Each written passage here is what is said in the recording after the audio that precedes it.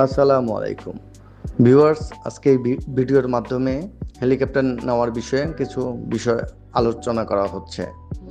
Helicopter মানুষ বিভিন্ন বিষয়ে নিয়ে থাকে। বিয়ে শাদী, ওয়াজ মাহফিল, প্রবাস থেকে আসলে নিজ গ্রামে যাওয়ার জন্য হেলিকপ্টার ভাড়া নেয়, কোম্পানি ভিজিট করার জন্য হেলিকপ্টার ভাড়া নিয়ে থাকে।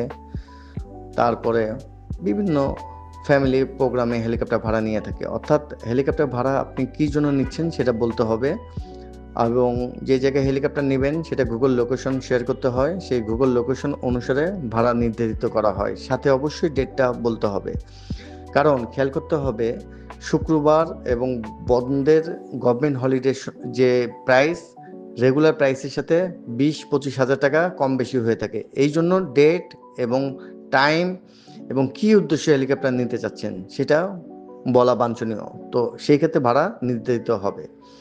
আর হেলিকপ্টার বাংলাদেশে অ্যাকচুয়ালি আমাদের 3 টাইপের হেলিকপ্টার থাকে: 4 সিটের হেলিকপ্টার, 6 সিটের হেলিকপ্টার, 7 সিটের হেলিকপ্টার। কয় সিটের হেলিকপ্টার নেবেন সেটাও একটা বড় বিষয় ভাড়ার ক্ষেত্রে। 4 সিটের হেলিকপ্টার যেটা, এটা রবিনসন R66, এটা 4 সিটের হেলিকপ্টার।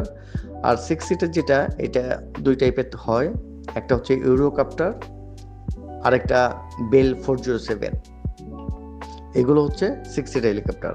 আর একটা যেটা হচ্ছে 7 সিটের, এটা আগস্টা, এটা 7 সিটের হেলিকপ্টার। পাইলটের সামনে একজন বসে এবং পিছনে 6 জন প্যাসেঞ্জার বসতে পারে। ধন্যবাদ ভিউয়ার্স। অন্য কোনো পর্বে বিস্তারিত আরও আলোকপাত করা হবে।